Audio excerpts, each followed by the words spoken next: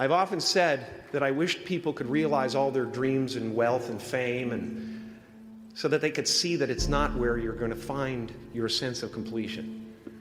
Like many of you, I was concerned about going out into the world and doing something bigger than myself, until someone smarter than myself made me realize that there is nothing bigger than myself.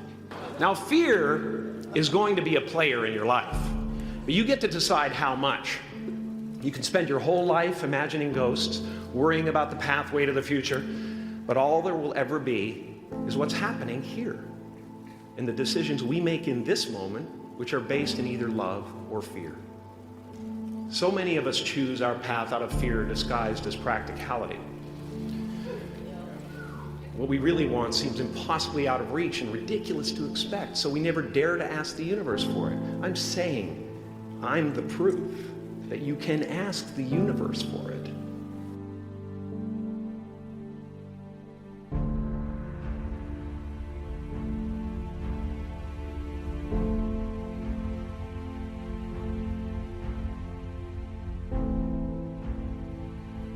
My father could have been a great comedian, but he didn't believe that that was possible for him. And so he made a conservative choice. Instead, he got a safe job as an accountant. And when I was 12 years old, he was let go from that safe job. And our family had to do whatever we could to survive. I learned many great lessons from my father, not the least of which was that you can fail at what you don't want. So you might as well take a chance on doing what you love. It's not the only thing he taught me, though. You know, I watched the effect of my father's love and humor and how it altered the world around me. And I thought, that's something to do. That's something worth my time. It wasn't long before I started acting up. You know, people would come over to the house and they'd be greeted by a 7-year-old throwing himself down a large flight of stairs. They would say, "What happened?" And I would say, "I don't know. Let's check the replay." I'd go back to the top of the stairs and come back down in slow motion.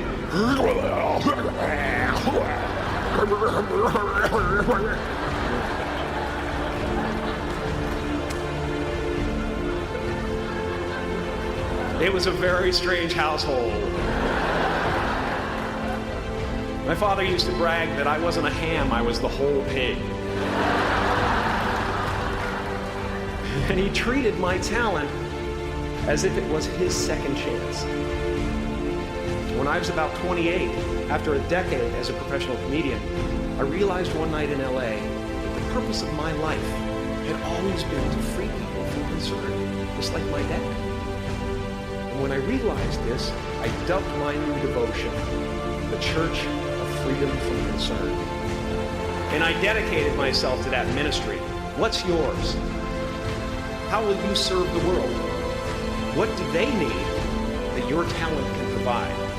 That's all you have to figure out. As someone who's done what you're about to go and do, I can tell you from experience, the effect you have on others is the most valuable currency there is.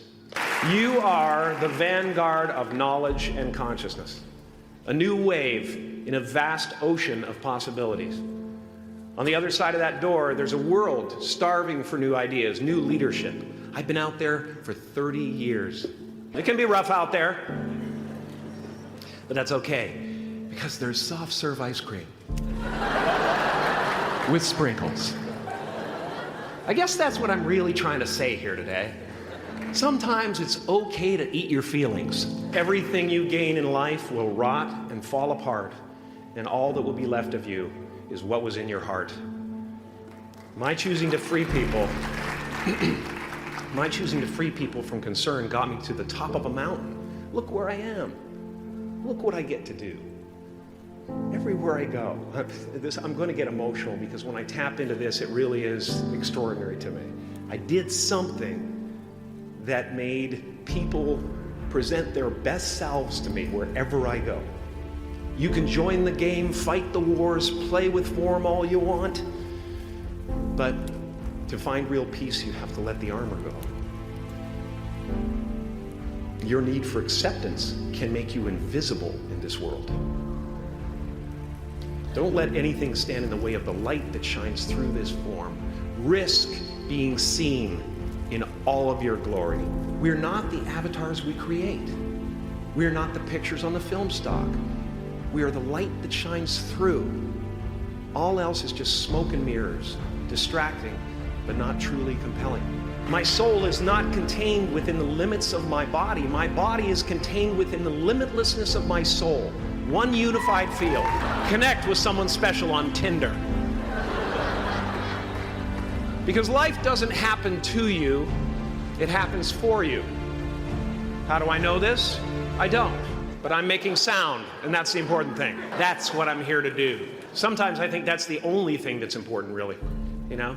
It's just letting each other know we're here. Reminding each other that we're part of a larger self. The imagination is always manufacturing scenarios, both good and bad, and the ego tries to keep you trapped in the multiplex of the mind. Our eyes are not viewers, they're also projectors that are running a second story over the picture that we see in front of us all the time. Fear is writing that script, and the working title is, I'll Never Be Enough. There will always be someone who's doing better than you. No matter what you gain, ego will not let you rest. It will tell you that you...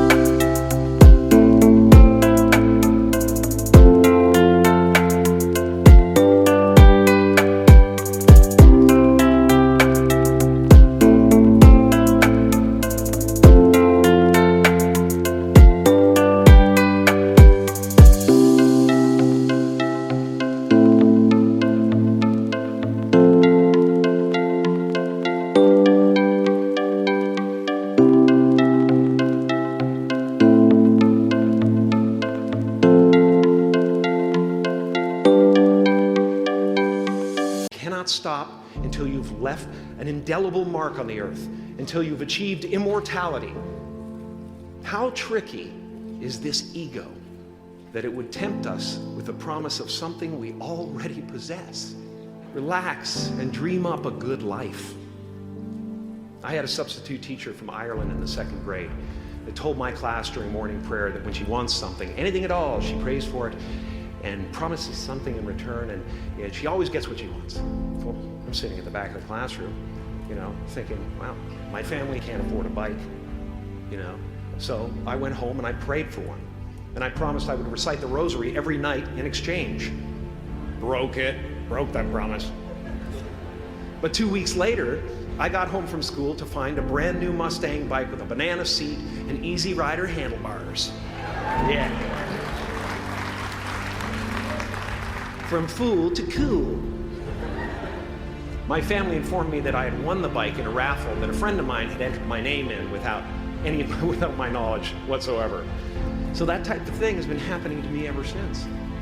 As far as I can tell, it's just about letting the universe know what you want and working toward it while letting go of how it comes to pass.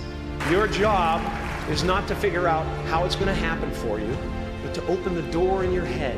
And when the door opens in real life, just walk through it. And don't worry if you miss your cue, because there's always doors opening. They keep opening. And when I say life doesn't happen to you, it happens for you, I really don't know if that's true. I'm just making a conscious choice to perceive challenges as something.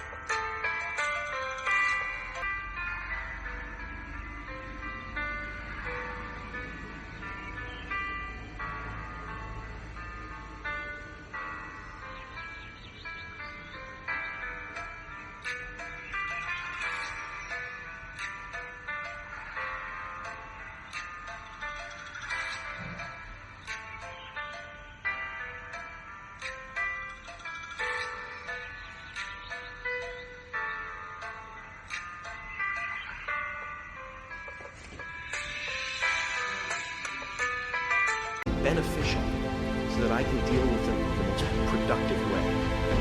You'll come up with your own style. That's part of the fun. Oh, and why not take a chance on faith as well?